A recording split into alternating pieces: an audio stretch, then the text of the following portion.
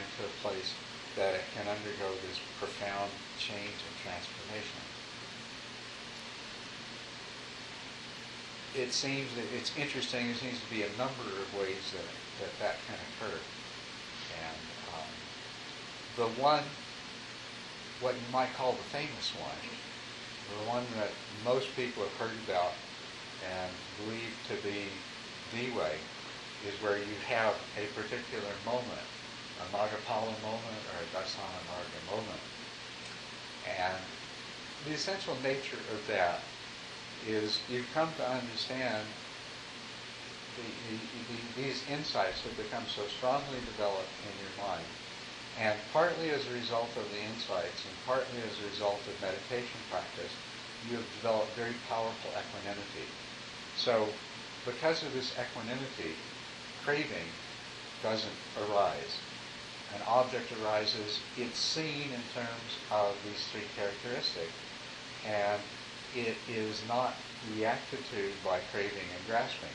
So what happens is, for a moment, the mind's fabricating activities, the projecting activities that create the illusion that we always see, that stops. And all it has to do is stop for a moment, and it reveals to the mind, it reveals the nature of what's been going on.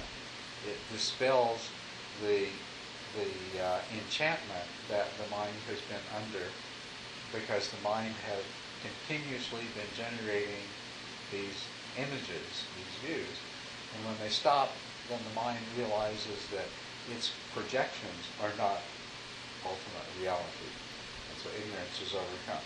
So this is the one where this is the dramatic awakening. This is the one that tends to be followed by bliss, and you got to jump up and go tell your meditation teacher and describe what happened, and all this sort of thing.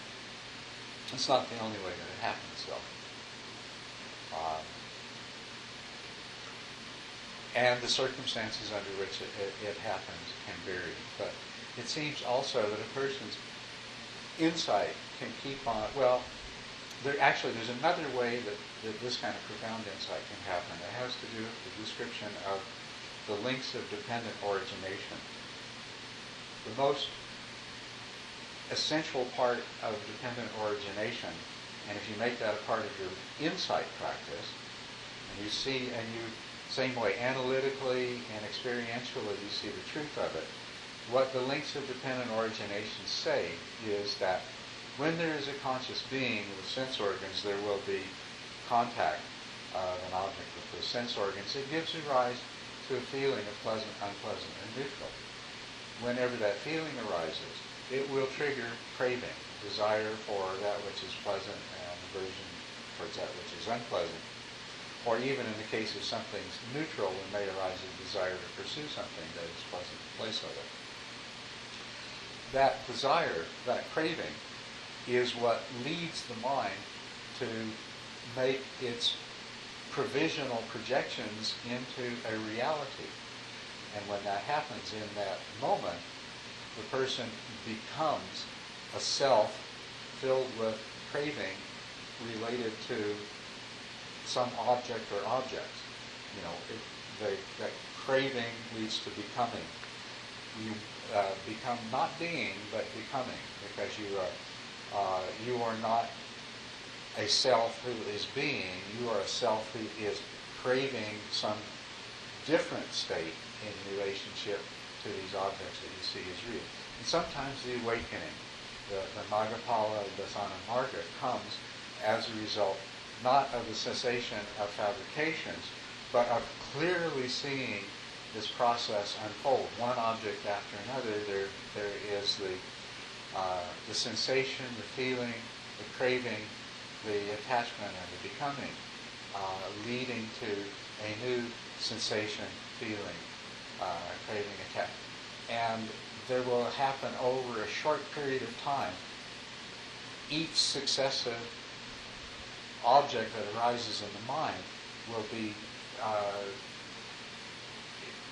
crystal clear in how this process is happening.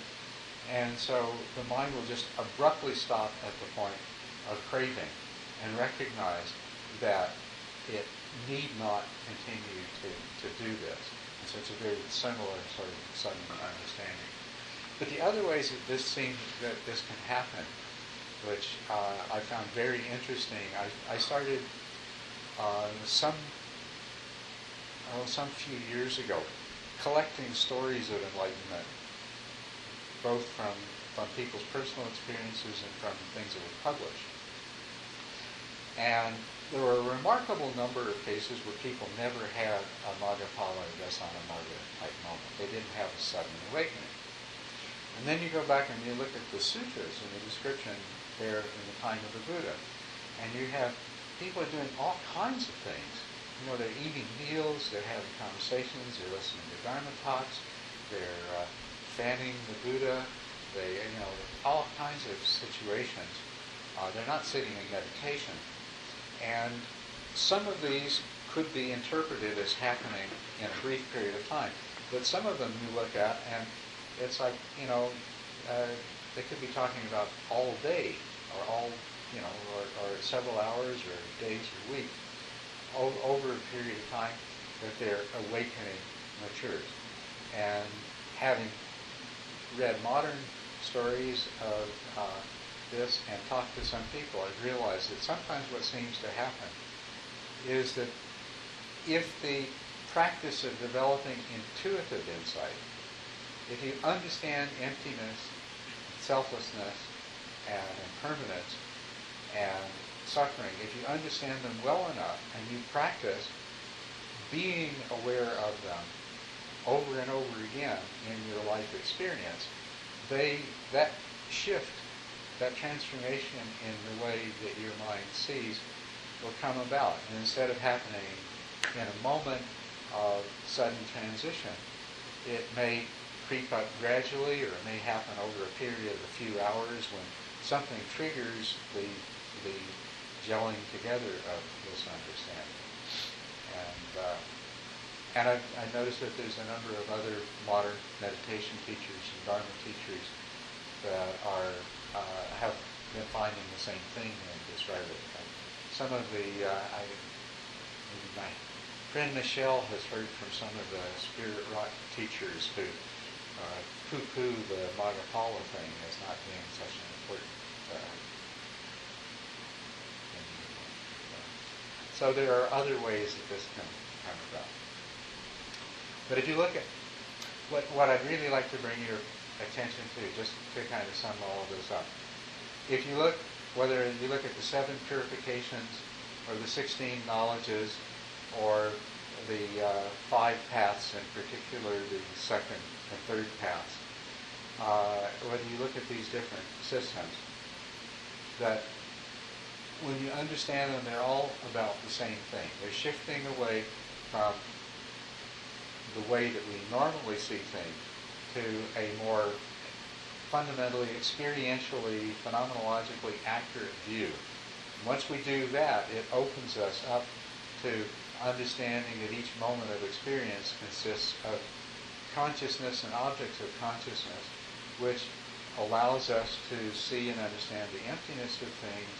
Then that can also lead to understanding the emptiness of self, and then when we understand those, we can recognize the danger that exists in clinging and craving. And so we can cultivate this more accurate and genuine understanding, continue to deepen.